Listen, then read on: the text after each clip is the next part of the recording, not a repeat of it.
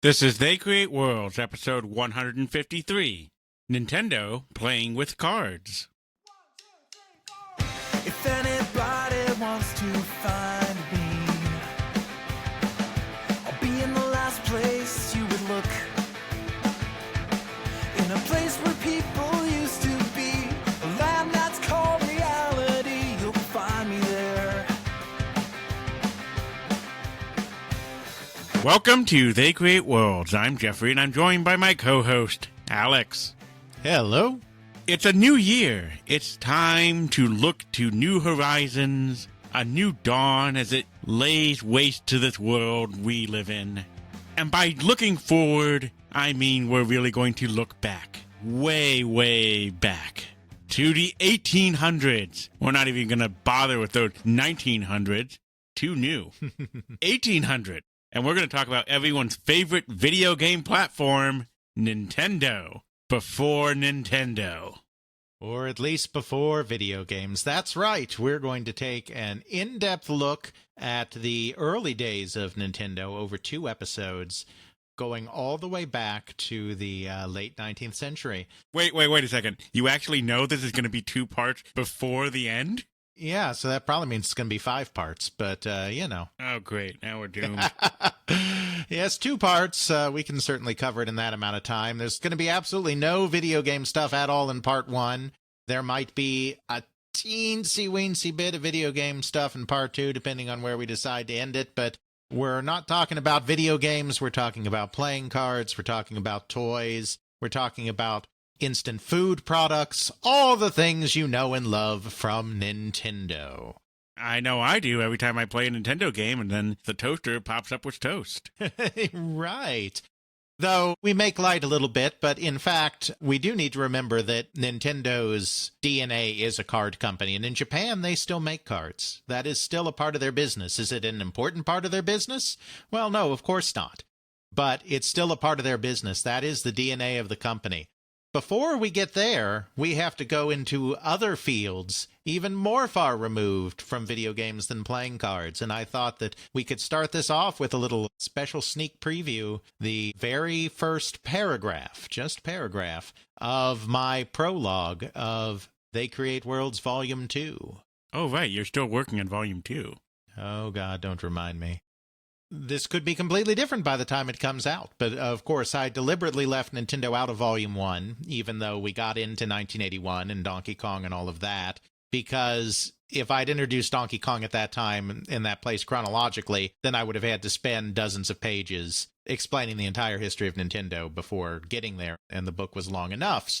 The prologue of Book 2 is kind of catching us up with Nintendo and setting the stage for their first major success in the global video game industry with Donkey Kong. Not their first video game, not even their first video game success, but first global video game success. To get the ball rolling here, I'm going to go ahead and set our scene with the first paragraph of the prologue of They Create Worlds, Volume 2. A world exclusive. In 1885, the modernizing Meiji state in Japan embarked upon a massive public works project in the ancient capital of Kyoto called the Lake Biwa Canal.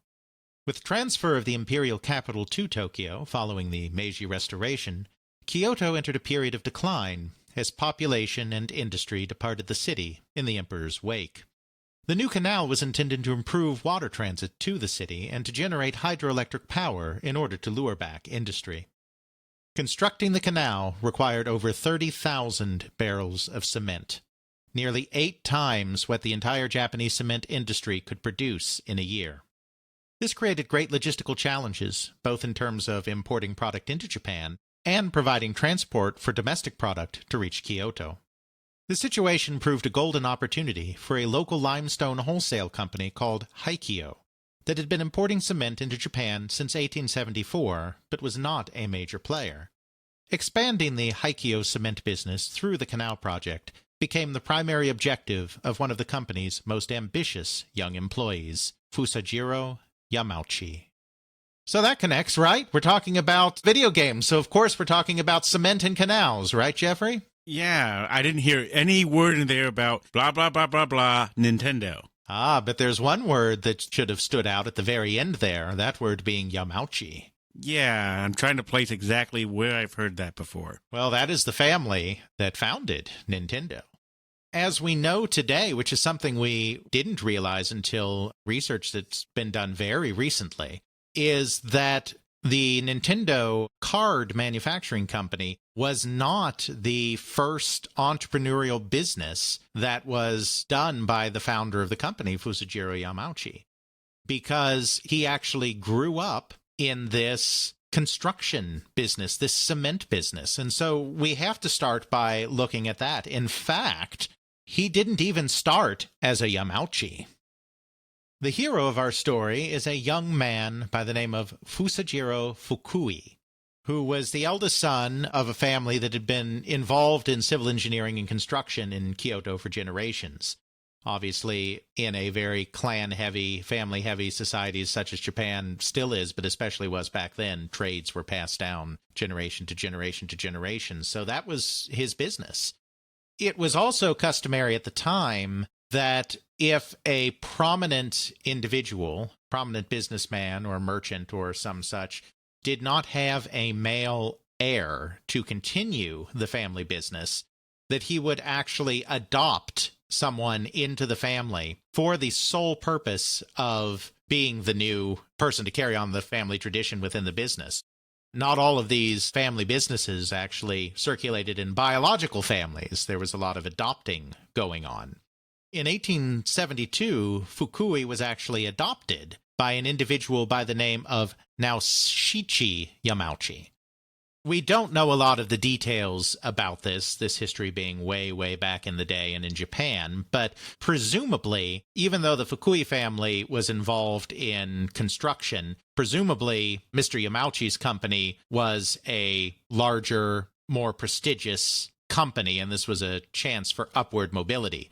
Fukui was presumably identified as someone who was bright and hardworking and knew the industry well, and someone that Naoshichi believed could keep his own business going into the future.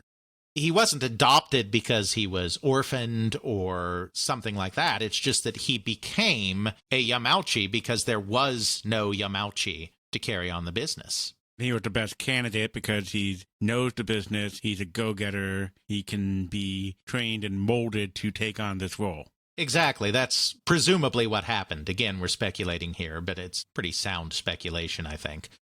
He was adopted in 1872, but he actually continued working at his own business, the Fukui family business, for several more years after that. And then in 1885, he joined the Yamauchi company, which was the company that I mentioned in my little reading there, Haikyo, which was, as I said, a limestone wholesale company. Limestone being an important building material, also used in cement, though also important building material outside of that as well.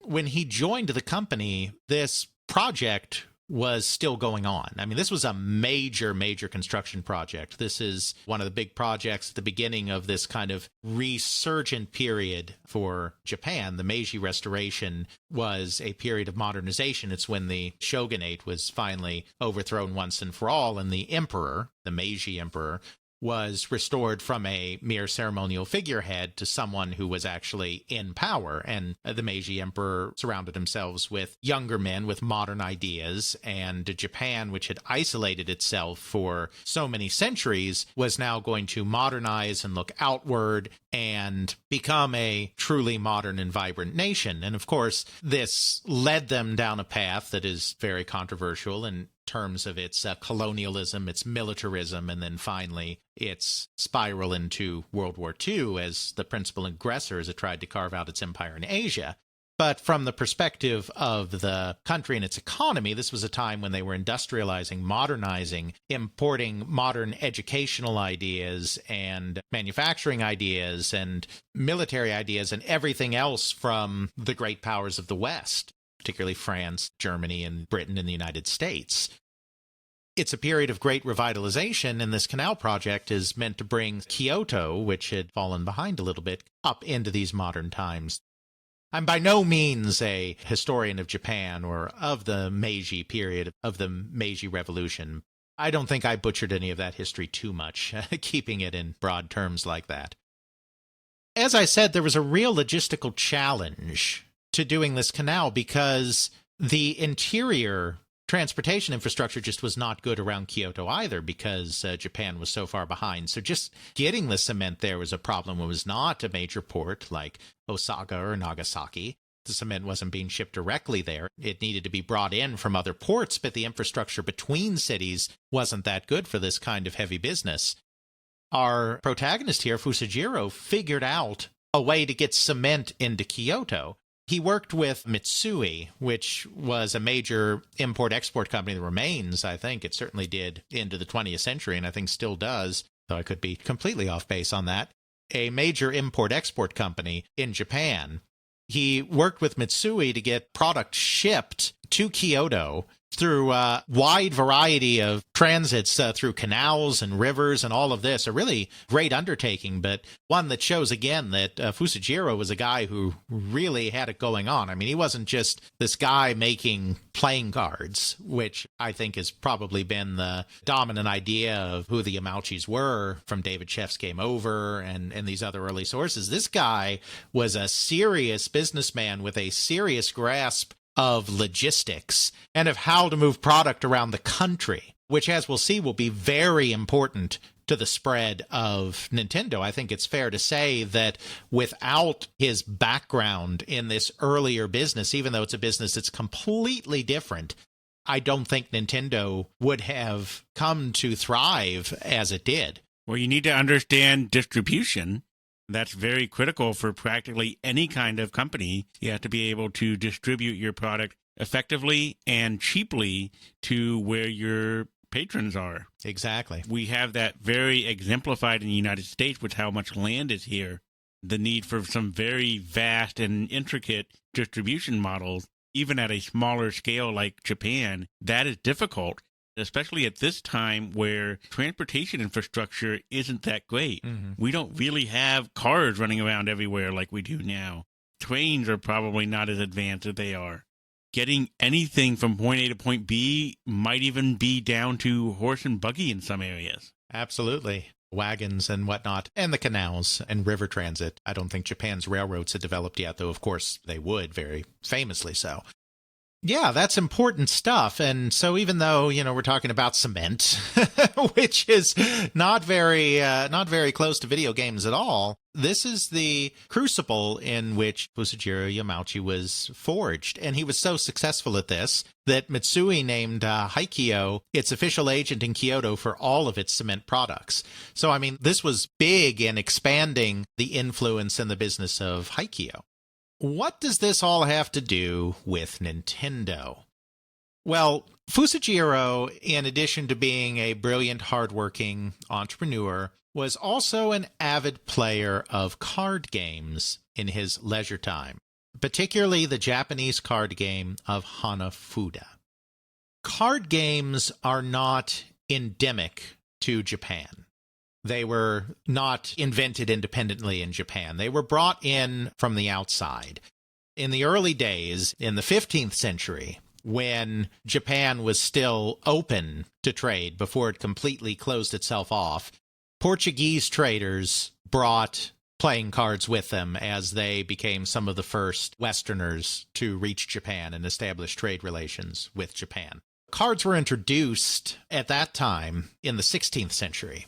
But then they were banned in 1633 because this is the period when the shogunate began to turn inward and began to reject foreign influences and closed its borders. Very little trade was allowed with Westerners. The port of Nagasaki was the one place where foreigners could trade, and they were mostly isolated to, I believe, an island in the harbor. They weren't even allowed much in the city itself, and only like the Portuguese and the Dutch, I think. I'm freebasing here, but something like that. Only a couple of European powers were even allowed. Not even all the Western powers could come to Nagasaki.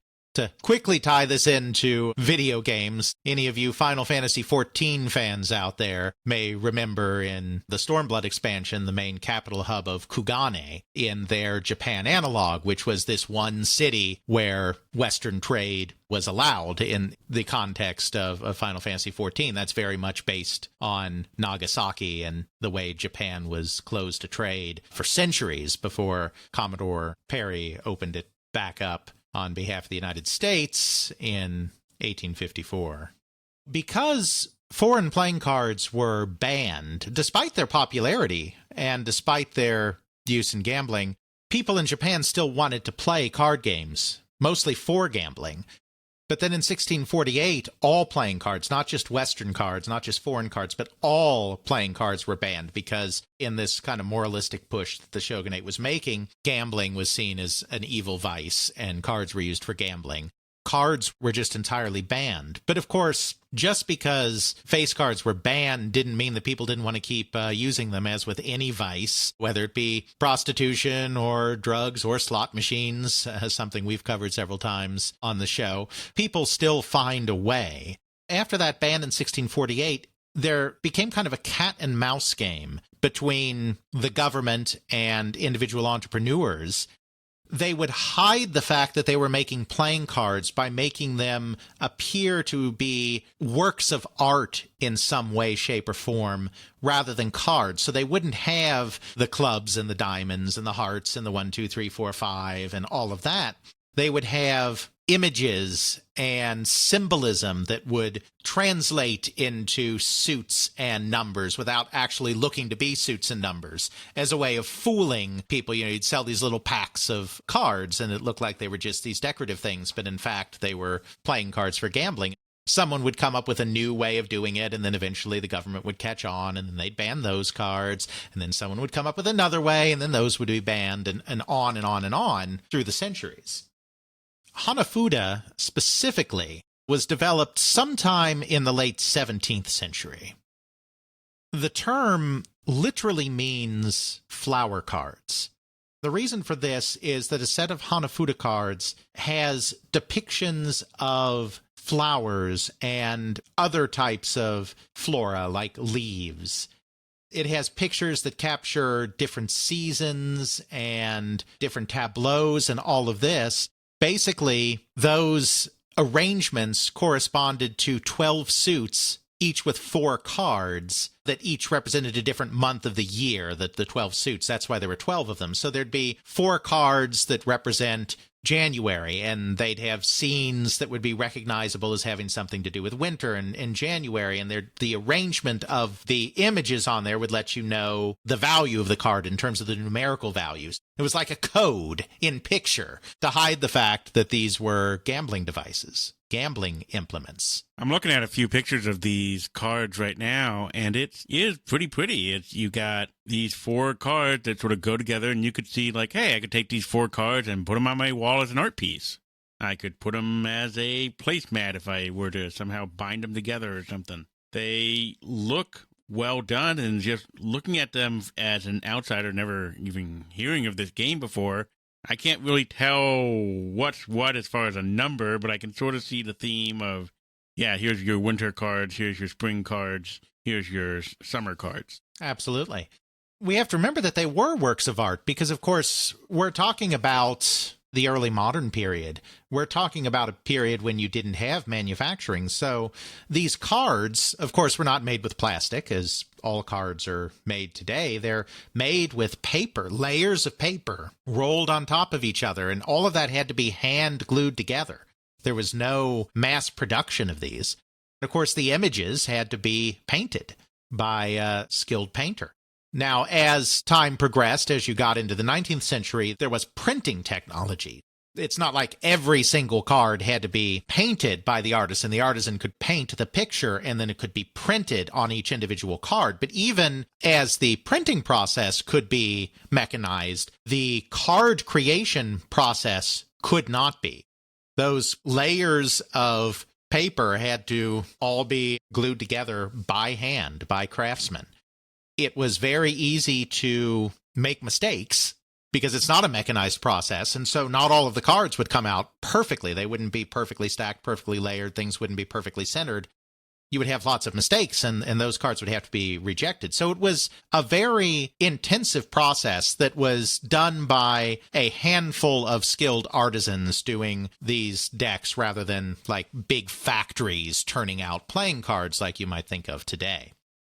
Hanafuda had its time in the sun, and then in 1841, they were also banned as part of the Tenpo reforms, which was kind of one of the last big crackdowns, I believe, in Japan on this kind of thing before Commodore Perry's visit and the gradual opening up of Japan, which ultimately led to the Meiji Restoration and the Meiji Revolution some decades later.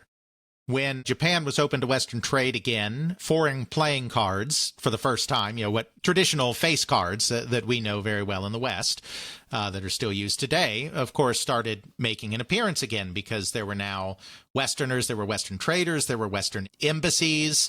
Westerners were not just confined to Nagasaki anymore. They could be in the capital, for instance, at embassies and whatnot. So as the country opened up, these playing cards start infiltrating again and start gaining some popularity and interest again. Because these foreign playing cards are now legal, there's great pressure to now legalize traditional Japanese cards as well. Finally, in 1885, playing cards become legal again, and there's a real fad for Western playing cards and Western card games that starts in 1886 and spreads throughout the country, not just Tokyo, but also into the south, into Osaka, which is kind of the second city of Japan and is very close to Kyoto. So cards are starting to enter the consciousness again, and more importantly, cards are now legal again. Fusajiro was a big player of Hanafuda. He really liked card games. So now that the cards were legal again and manufacturing of them could come out into the open, he decided, for whatever reason, I mean, we know he was a great entrepreneur. We know he was a shrewd businessman. And so I think he just saw an opportunity to kind of mix business with pleasure here. He decides that he will open his own small Hanafuda factory. He buys a house, just a small house in Kyoto. He sets up about a half dozen craftsmen there, and he sets them to work making Hanafuda cards. This is a side business. He's still the cement guy. Nintendo is just this little side business because he could buy a small property. His cement business is very successful. That's no big deal. He could hire a few craftsmen. Then they could make these cards. Now, he said this is a side business. Is it the point where he calls the company Nintendo? It's like, Nintendo playing cards. Get your Hanafuda here. This is the founding, September 23rd, 1889, of a company that was alternately called Yamauchi Fusajiro Shoten, was called the Marufuku Nintendo Card Company, or was called Yamauchi Nintendo. We don't quite know the interplay of all of these names, Marufuku and Yamauchi Nintendo. Obviously, Yamauchi is the family name. But this is it in 1889 when this company is founded as basically this little side business. So we don't know exactly where the Nintendo name came from. That's an interesting story, and that's actually the story that we need to come to next. The fact of the matter is we don't know exactly why the Nintendo name was chosen. That's something that's been lost to history. Even Hiroshi Yamauchi, the longtime president of the company, who was the president who took over in 1949 and was president of the company all through the video game era, all the way into the early 2000s. Even he, being a family member, being a great, I think, grandson of the founder, even he doesn't truly know. And the problem has to do with the imprecise nature of Japanese kanji. The Japanese do not have a phonetic alphabet. Well, they do, but their primary alphabet is not their phonetic alphabet. It is their character-based writing system, pictographic writing system of kanji. Kanji are essentially sounds, and I'm probably butchering this for any philologist or linguist. They'll probably shake their heads, but I mean, they're individual syllables, individual sounds, and individual characters that evoke a certain concept or idea, and they can embody multiple concepts. kanji have multiple meanings, and their meaning often depends on the other kanji that are surrounding them. So it's a very imprecise system in many cases. So the name Nintendo is 3 kanji. It is the kanji nin, it is the kanji ten, and it is the kanji do. Those are the 3 kanji that make up the name. Nin kind of means something like let it be. Just like don't worry about it, just let it go, let it be. Ten is often associated with the idea of the gods. And do is a word that means kind of sanctuary. Let the gods rest in sanctuary? Not let the gods rest in sanctuary, but let the gods decide our fate. You're letting it be. Nin, let it be. Ten, let the gods decide your fate. So Nintendo is generally translated as leave luck to heaven, or do your best, let the gods decide your fate. That's kind of the unofficial official translation. I mean, that's what Nintendo itself says that it means now, is this concept of leaving luck to heaven. Now, Florent Gorge has an alternate theory. Florent is a French historian of Nintendo. I think he's probably the leading expert on Nintendo today. He's in the process of writing a humongous multi-volume work on the entire history of Nintendo that is currently 4 volumes, and those 4 volumes only get up to the Game Boy.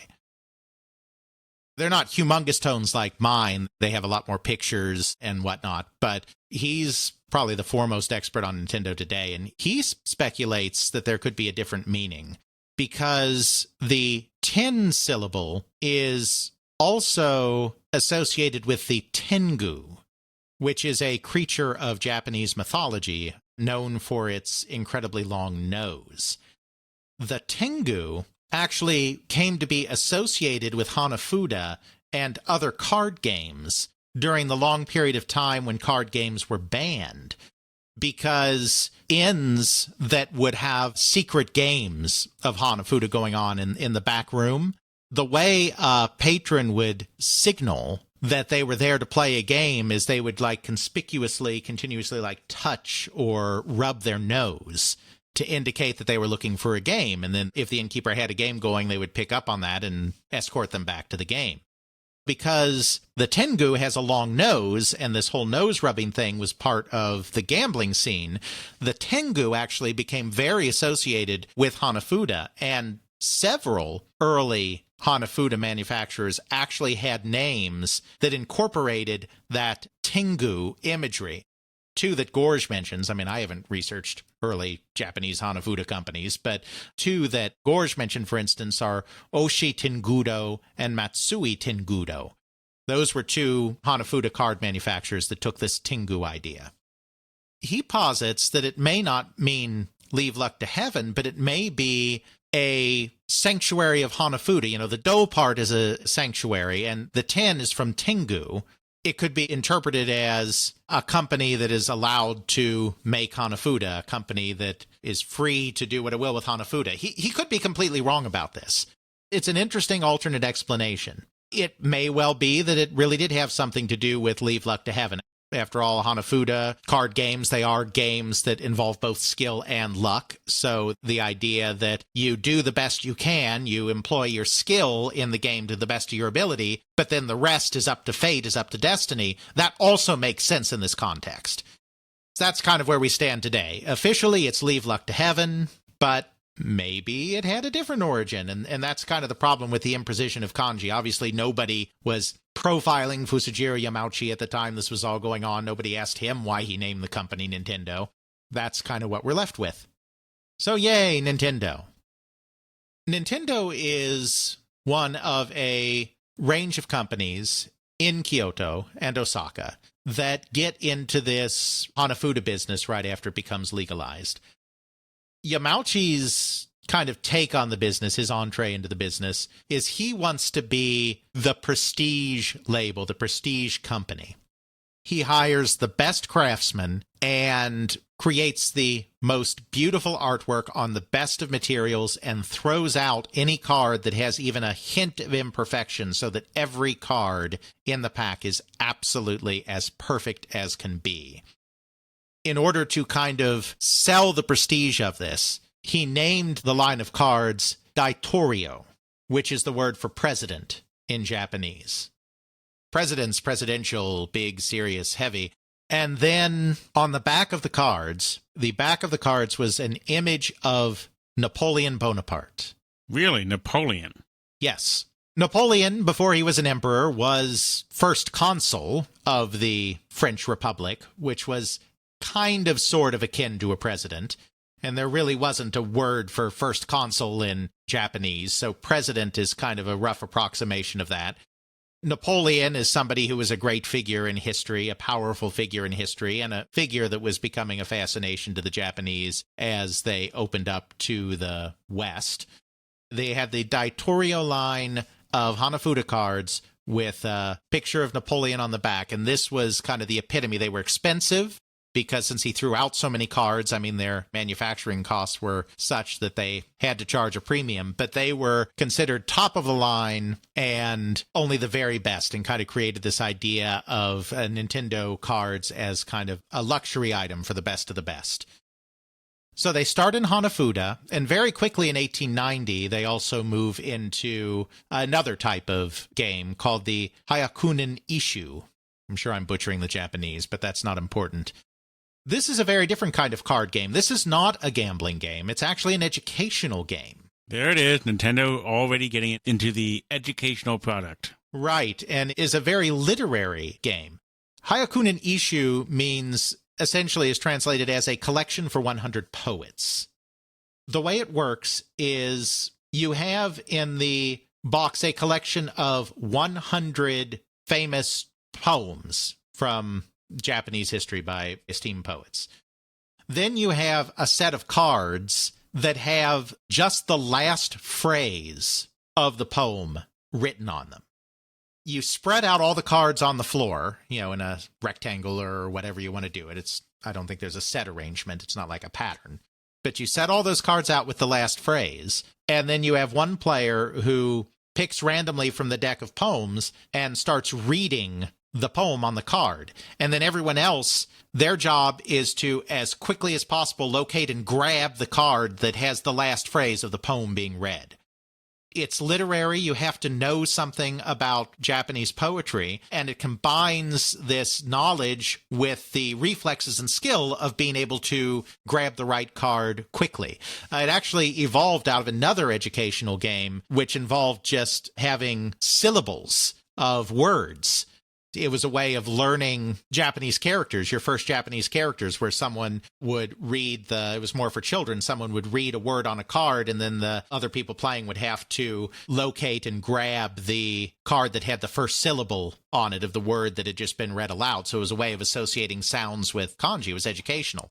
This Hyakunin Ishu was kind of a more highbrow, more adult version of that game, and was very popular at the time. So these are the two products that Nintendo starts with. They start first with the Daitorio Hanafuda and then move into their Hyakunin Ishu. They're very much a card company. And it's all a side business for Mr. Cement here, Hiroshi Yamauchi. At first, these cards are basically only being sold in two locations. The factory itself in Kyoto has a storefront where people can buy these cards. And he also has a buddy in Osaka, which, as I said, is Japan's second city, and it's the biggest city in the south of the country. He has a buddy in Osaka, so he's selling them in Osaka as well. This business does okay at first because these cards are very well made. They are very well regarded. But I think it becomes obvious pretty quickly what the problem is when you have a very expensive, very durable, very highly regarded product that can only sell to a small subset of the population. You saturate your market pretty quickly. Once you have a deck of Hanafuda cards, you have no reason to buy another. So what to do? Well, Fusajiro decides, okay, I have dedicated myself to perfection, but we really are throwing out a lot of cards here.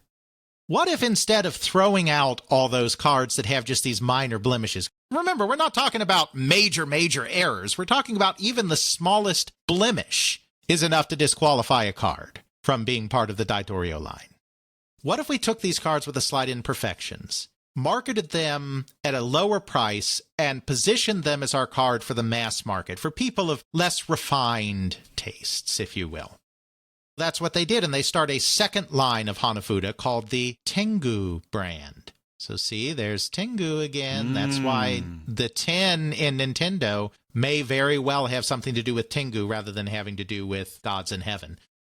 Again, it's because Tengu and Hanafuda have been associated for a very long time. It's not surprising that he would choose that word Tengu, or that association with Tengu. I forgot one important point that I guess I'll mention here. It's almost too late, but whatever. The reason for the nose rubbing to be let into the Hanafuda game is, again, because of the way kanji work and sounds and different meanings. Hana, which is the flower portion of Hanafuda, is also the word for nose. Huh. So that's why rubbing your nose indicated that you were looking for the Hanafuda game. Not just the fact that the character had a long nose. Well, what I'm saying is that's why Hanafuda and noses were attached together.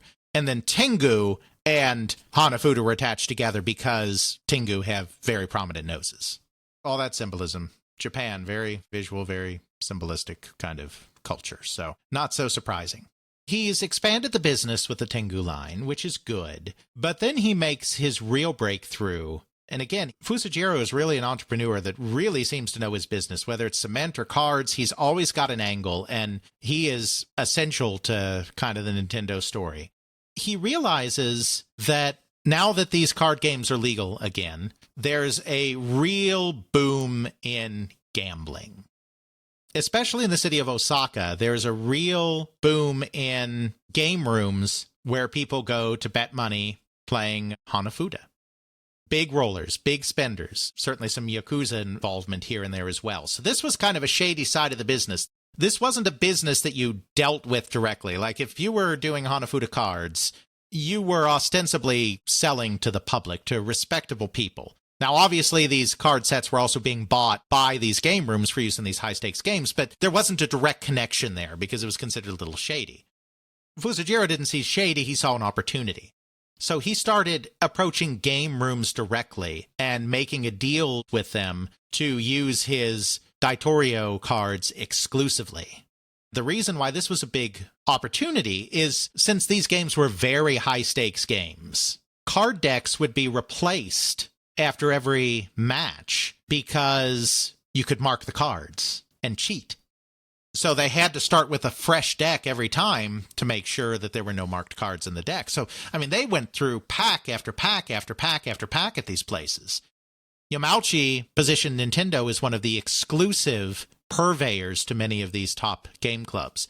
That kind of expansion into this high-stakes arena, combined with his expansion into the more mass market with the Tengu cards, is what allowed him to become the dominant player, quite frankly, in Kyoto, in Hanafuda, while he's still running his cement business.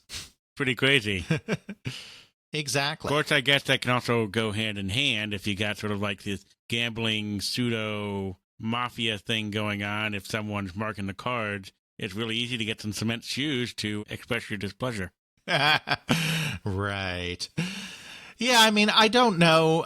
I'm not an expert on Japanese organized crime. There's been a lot of Yakuza involvement in the Japanese coin-op industry. We've kind of lightly touched on that in some of our previous episodes, like our Konami and Namco episodes. I don't know that Nintendo was ever really in deep with the Yakuza or in deep with gambling elements. Certainly in their later days, they weren't. I mean, certainly the toy company, the 20th Century Company, and the video game company, I mean, never any Yakuza ties. Even those people who tell oblique stories about how, oh yeah, everyone was involved with organized crime, always list Nintendo as one of the exceptions, as a company that was not involved with organized crime. Was Fusajiro in a little bit with that element in this exact period in his life? Maybe, I don't know. I mean, that's way beyond what I'd be able to research and talk about. But I can definitely categorically say that Nintendo is not a company that was built on the back of organized crime. That definitely did not happen. But it's a fair point to bring up. So this is a good gig for a while, but it doesn't end up being the thing that keeps propelling the company forward, because once again, Yamauchi stays way ahead of the curve Because as I mentioned a little bit ago, in addition to Hanafuda coming back and these other local card games, the opening of the country to the West triggers a fad as well in the 1880s for Western playing card games and for Western playing cards, which are called trump by the Japanese. Don't know exactly what the origin of that is, but trump is a concept in many Western games, including, most importantly, bridge, also pinochle, spades. There are a lot of games that use trump. The idea of a trump suit or a trump card is it's a card that breaks the normal rules of the game and outranks other cards in particular situations. Like, for a very simple form of that, in the game of spades, spades are a trump suit, which means if you're able to play a spade, a lower numbered spade will always beat a heart, a club, or a diamond. In more complicated games like bridge or pinochle, trump changes throughout the course of the game based on varying factors. But that's what the idea of trump is and what a trump card is. We're not talking about, the Donald and that kind of stuff when we're talking about trumps here. As these Western games were being played in Tokyo and Japanese individuals were observing Westerners playing these games, they'd hear this concept of trump getting mentioned over and over again as Westerners were playing the games, and so they kind of got to thinking that the cards themselves were called trumps, as opposed to trump being a particular rule on how the cards are played. So the Japanese actually call Western playing cards trumps, or trump cards. There was a big fad for this that was going on in the late 19th century, early 20th century. But they were all imported. No Japanese companies were making Western-style playing cards. Nintendo was most likely the very first Japanese company to make Western-style playing cards. The date is, again, shrouded in mystery. There have been several dates posited. The classic story, which does appear to be apocryphal, is that during the Russo-Japanese War, which was a conflict in 1904-1905 when the Japanese attacked Russian interests in the Pacific as a way of securing further power for their burgeoning imperial colonialist empire. They won that war. They were very successful. Started with a surprise attack on Russia's main Pacific fleet. Where have we heard that one before? That is a valued Japanese tactic of that time period, of that imperial time period. Sneak attack the enemy fleet in port.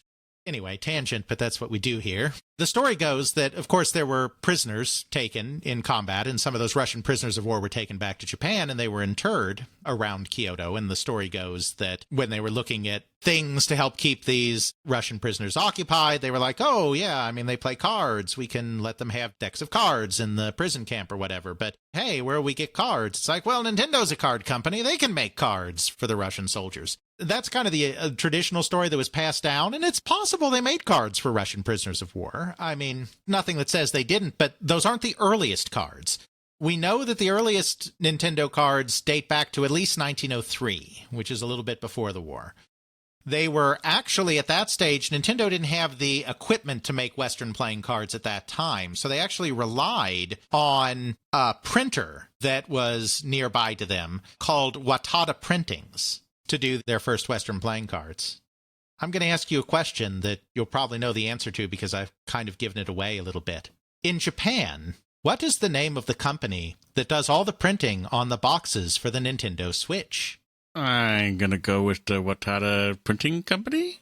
Yes. Nintendo is still associated. Watada has done most of their manuals and boxes and flyers and everything else in Japan throughout the video game era, right up to the present day in the Nintendo Switch. All the way from the early 1900s to present time, Watada has been this long-running printing company. One of their major clients is Nintendo. Exactly, and it started here with doing these Western-style playing cards because Nintendo had the idea to do it but didn't have the facilities. Watada, being a printer, had the facilities to do it. So, isn't that wild? That is pretty crazy to think that some sort of business relationship like that would last over a century. Absolutely. Deep, deep ties. They start making Western-style playing cards right around then. 1902, 1903... somewhere in there. Maybe they make some for prisoners of war as well, but they were definitely doing it before that. It just so happens that right in this time period, or maybe it's not a coincidence, maybe Yamauchi again saw this coming because he's such a great businessman. It was right in the kind of beginning of this period of imperial expansion. They had fought a war with China in 1894, 1895, in which they had beaten up China and kind of become the preeminent Asian power. Then they did the Russo-Japanese War and started seriously carving out an empire at the expense of even the European powers around them as well. They knew that they were going to continue this expansion. They had great ambition, and they knew that funding this expansion was going to take a lot of money. A whole lot of money. And so in this period, the Japanese government is coming up with new taxes and new ways to fund their massive military and colonial expansion as they create this empire. One of the things they decide to do, which they take from the British, the Japanese are very adaptable as a society. And the Meiji in particular, they were taking best practices from all sorts of powers. They based their school system on the French school system because at that time, the French were considered to have the best educational model in the world. They based much of their military development on the Prussians, the German Empire, because the Prussians and the Germans were considered to have the best army in the world. This is what they did. Then they'd blend it with Japanese culture and Japanese values to create something unique. They weren't just copiers. But that's kind of a hallmark of, even today, we've talked about how in electronics, to bring this back into video games and stuff, we've talked many times before about how the Japanese may not invent something like a transistor or an integrated circuit or an electronic calculator or a video game. But once they see that, they will definitely perfect the heck out of it to a whole new level that was hitherto unfathomed. Exactly. They got the idea from the British to do a stamp tax where paper products are taxed and you then put a stamp on the product to indicate that it's been taxed. I mean, it's very similar to why we put stamps on envelopes when we mail letters. It's a recognition that you have paid whatever price there is for putting out this product. So an inspector can tell at a glance, okay, these products are legit because the taxes have been paid. I see the stamp on the package. So they implement a stamp tax on playing card games, on Hanafuda and all of this other stuff in 1902. This is disastrous for the Japanese Hanafuda industry. Remember, we talked about this a second ago. These are not mass-produced. These are items of craftsmanship. You need lots of individuals working to hand create all of these individual cards. You can't just go and grab some cardboard off the shelf, run it through a press of some kind to cut out standard-sized cards, and hand it off to Watada and go, all right, slap some pretty pictures on this. Exactly. The printing part can be automated to a degree, but not that card-making part. And so the products were already fairly expensive for what they were. The tax that was placed on them was basically the same amount as they were already being sold for. So the tax literally doubled the cost, doubled the price of the cards. Wow, that's really expensive. Yeah, exactly. This drove the majority of the card makers out of business. So as I said, Kyoto was the center of the card industry. About 90% of all of the cards made in Japan were being made in Kyoto. And these were being made by dozens and dozens of little companies like Nintendo. You know, as I said, Nintendo only started with like 6 employees. You had dozens of these tiny little companies churning out these cards. There were about 100 manufacturers, give or take. Over half of them go out of business because of this tax. 5,000 artisans are left unemployed. It's become too expensive. Only the strong survive. Only the ones that are able to find other ways to kind of make this work survive. Nintendo not only survives, but thrives because they moved into the Western cards. So they had another outlet, an outlet that was not nearly so complicated as Hanafuda cards, much simpler card-making process. Because he pivoted when he did, they were not only able to survive this period, but they become incredibly, incredibly successful. It's after that we get the final stroke of genius from Fusajiro Yamauchi. Because again, with this tax, we need to find a way to get truly mass market. The only way we're going to be able to drive costs down and make this continue to work with this tax and everything is if we can get economies of scale. And that means really pushing cards all over the country. Remember, we talked about this a second ago. I mean, Japan's infrastructure is developing at this point. I mean, we're several decades away now, a couple of decades away now from when they were doing the canal project and all of that, and it was really hard to get product into Kyoto. But still, the idea of national distribution just isn't a thing yet. There is only one product, essentially, that is distributed nationally throughout the entirety of Japan, and that is cigarettes, tobacco. There is a company called the Japan Tobacco and Salt Corporation that was established by an entrepreneur named Kichibe Morai in 1890. I can understand the Japan and tobacco part of it, but salt? I don't know exactly why, but I assume it has to do with the fact that they're both kind of... I don't know exactly. I assume it has something to do with the fact that they're both products that were in high demand but difficult to acquire, sort of. I don't know. But yes, the Japan Tobacco and Salt Corporation, which was founded in 1890 and from 1904 had a state-sanctioned monopoly and completely controlled cigarette manufacturing and distribution in all of Japan. They were the one company, the sole company, that was allowed to manufacture and distribute cigarettes.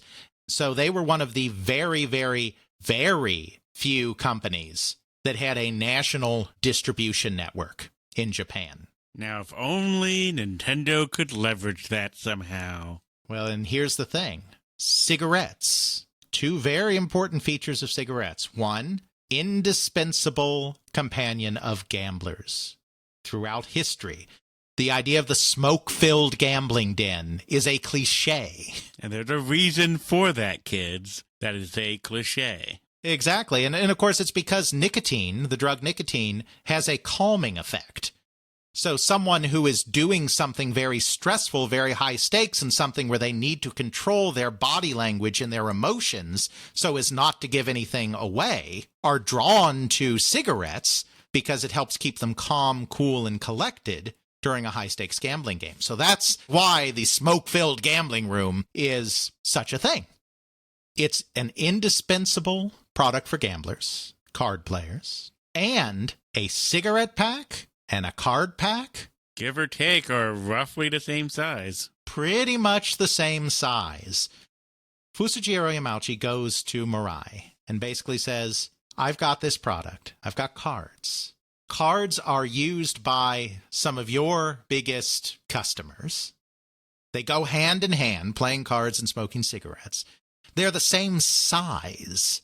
So it wouldn't cause any kind of problem with your existing shipping processes. I would like to enter a deal with you to sell my cards through all of your outlets, through your national distribution network. Morai was like, this makes sense. I like that. So they did the deal. Because of this, Nintendo playing cards became nationally distributed at a time when almost nothing was nationally distributed in Japan. We all know how traditionally, once something sort of gets into the Japanese zeitgeist of, hey, we buy this product, it's really hard to dislodge it. Exactly. Nintendo never looks back as the top card manufacturer in Japan throughout this period when that was its primary business. I mean, it's no longer the top card manufacturer in Japan. But for the entire rest of the time that card manufacturing was the principal Nintendo business, it was the number one Japanese card company in the business. So, yeah, here at the beginning of the 20th century, Nintendo is doing quite well. But Fusajiro has one problem. He has no sons. He forgot to do something very, very important. He has a daughter, but he has no sons. These Japanese family businesses need a patriarch to take over the business. Fusajiro does the exact same thing that his patriarch Naoshichi did with him. He arranges a marriage between his daughter and one of his best and brightest employees at Nintendo, Sekirio Kaneda, and then adopts Sekirio into the family. So Sekirio Kaneda becomes Sekirio Yamauchi and becomes the heir to the Yamauchi businesses, both the cement company and the playing card company. In the 19-teens, Fusajiro starts stepping back from managing the company starts giving more and more control over to Sekirio.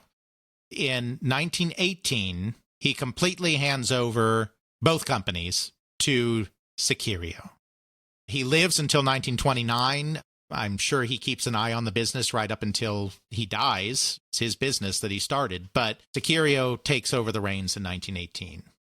We don't have nearly as much information about Sekirio's time at the company as we do with Fusajiro, but we do know that he was definitely also a shrewd businessman who understood the need, just like Fusajiro did, to keep modernizing and to keep pushing the company forward. He also is the one who decides that it's becoming way too much to run a successful cement company and a successful playing card company at the same time. So, once again, just like Fusajiro, he has only daughters. He has 2 daughters. He arranges marriages for both of his daughters. In 1927, he splits the company. He entrusts Heiko to the husband of his younger daughter, Genzo, who was, of course, adopted into the family, so he became Genzo Yamauchi. From 1927, the cement company is a separate company. Though, of course, when Nintendo moves into a modern concrete building a few years later, guess who constructs that modern concrete building for them? Yes, the Yamauchi concrete-y place. Exactly.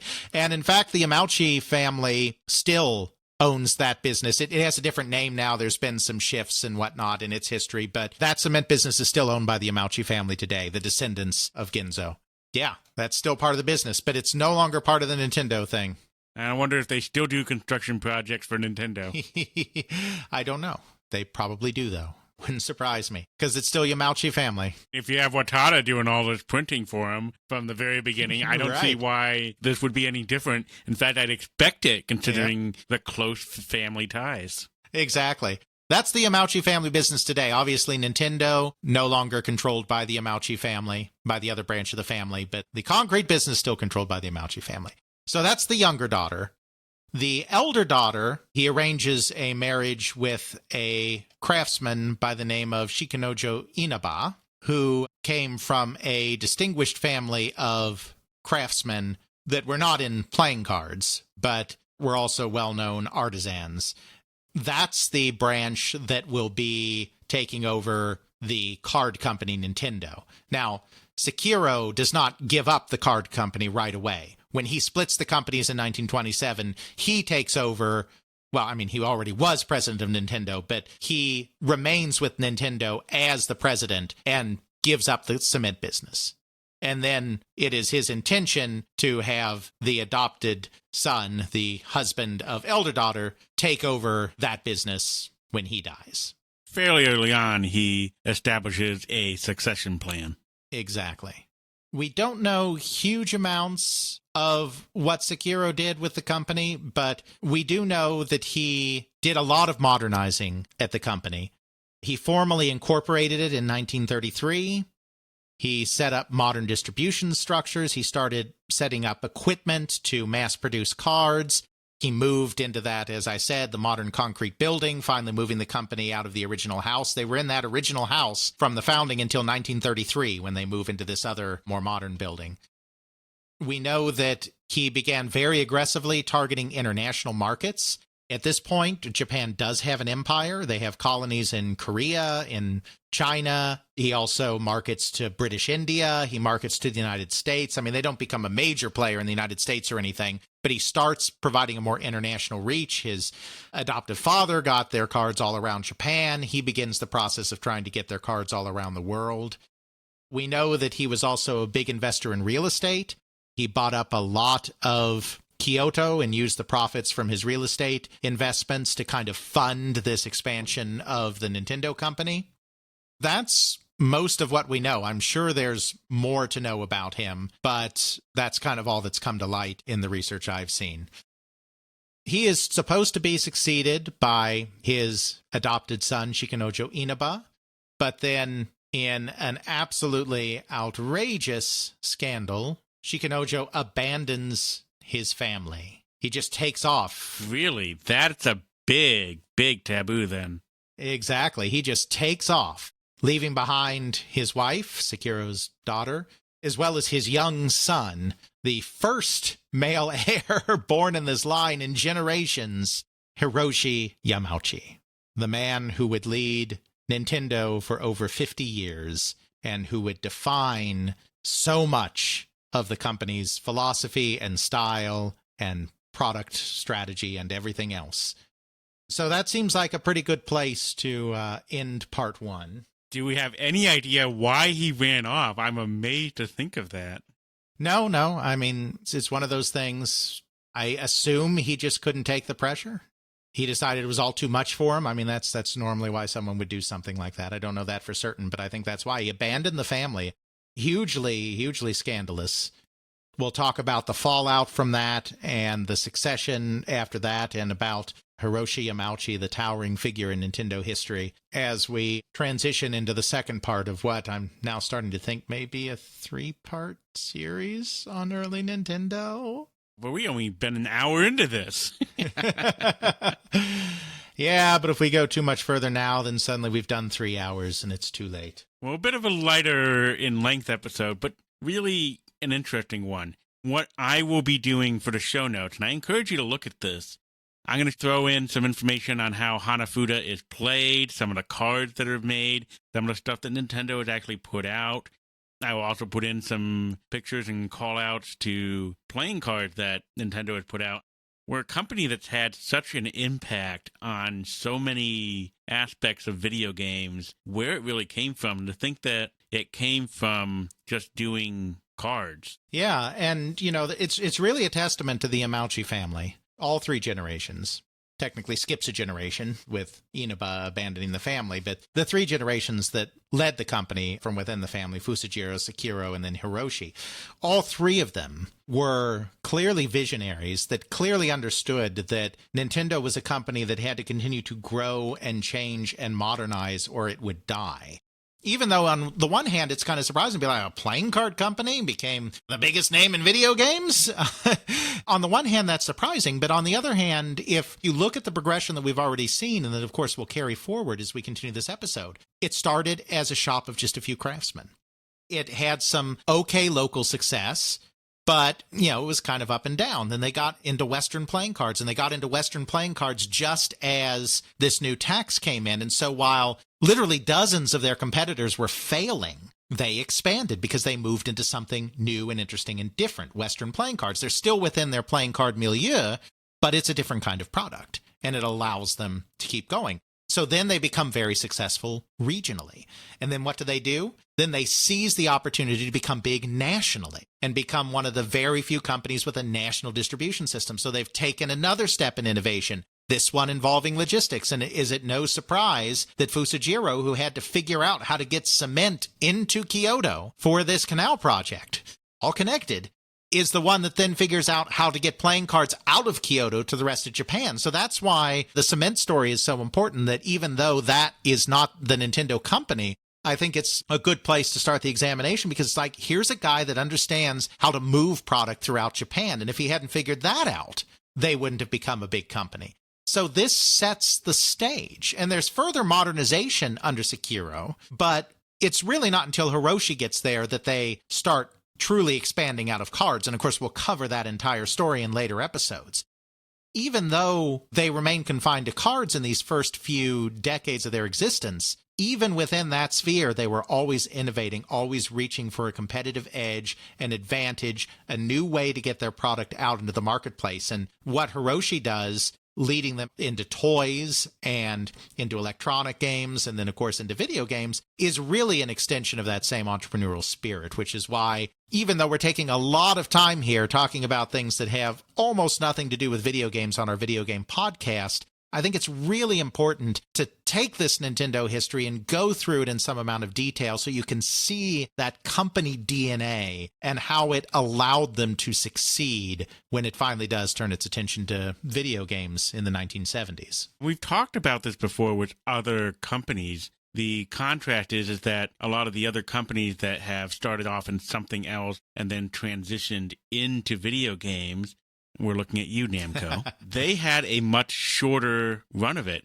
they don't have a history that goes back to the 1800s. Mm-hmm. That is really the reason why we're spending the time on this, is because we already do this with other major companies where we look at their entire history. We did this with Sega. We've done this with Namco. We've done this with EA. Gottlieb just recently. Yeah, Gottlieb. Most of that was just dealing with pinball and the formation of that. That wasn't really so much video games, but it laid the groundwork. It laid the stage for how this all really affected things coming down the line when they eventually did go into video games. It's really interesting to see how different companies just evolve over time, and things that you wouldn't think of as being a video game company have such humble, weird, off-the-wall origin stories. Absolutely, because the interesting thing about video games is, and we've talked about this in some of our broader overarching episodes, is that video games emerged out of existing industries. They emerged out of existing commercial infrastructures. So there were very few companies in the early days, talking about companies that got involved in the 1970s or early 1980s. There are very few companies from that time period that were founded as video game companies. Atari is the only major super important company of the 1970s that was founded specifically as a video game company. Now, they weren't the only one. There were others that had smaller degrees of success, like Exidy and the like. You know, they weren't the only one solely founded to do video games, but all the others came out of pinball, or they came out of toys, or they came out of something else. Where they came from really influenced in a big way, I think, how they viewed the industry. We talked about this a little bit when we were kind of talking about the fights between Nintendo, Sega, and Sony in the 90s, is that Sega was a coin-op company. Nintendo was a toy company, Sony was a consumer electronics company, and Microsoft was a software company. Their approaches to the video game industry completely different. And they really come out of those backgrounds. You can really see how their treatment of the industry is different because of where they came from. Nintendo, toy company, so they're all about experiences and play and just having fun and screwing around and having a good time more than they are about big, bold story and movies and all of this. Sega, being an arcade company, they were all about hardware, keep changing the hardware. Sony, as a consumer electronics company, was all about building sophisticated machines and focusing on those machines and the games that run on those machines. And Microsoft has been a huge pusher into games as service, online connectivity, and their Game Pass and all of this stuff, because they see software as the big thing, not hardware. So that's being reductive, but you can kind of see the approaches in that way. So, you know, taking this in-depth look at Nintendo allows us to see where a lot of that was shaped. And we haven't gotten to the toy part yet, so we're still early days, but we're already starting to get them there. And over another 1 or 2 or 20 episodes, we'll get them the rest of the way there. All right. Well, I guess I'm going to have to go get myself some Nintendo playing cards now and sit down to play some cribbage or something. We will see you next time on Nintendo Takes Over the World. I mean, they create worlds. Bye-bye. Check out our show notes at podcast.theycreateworlds.com, where we have links to some of the things that we discuss in this and other episodes. You can check out Alex's video game history blog at videogamehistorian.wordpress.com. Alex's book, They Create Worlds, the story of the people and companies that shaped the video game industry, Volume 1, can now be ordered through CRC Press and at major online retailers. Email us at feedback@theycreateworlds.com. Our Twitter is TCW Podcast. Please consider supporting us on Patreon at patreon.com/theycreateworlds. Please help get the word out by leaving a review on your favorite podcasting service. Intro music is Airplane Mode by Josh Woodward, found at joshwoodward.com/song/airplane mode, used under a Creative Commons Attribution License. Outro music is Bacterial Love by Roland Music, found at freemusicarchive.org, used under a Creative Commons Attribution License.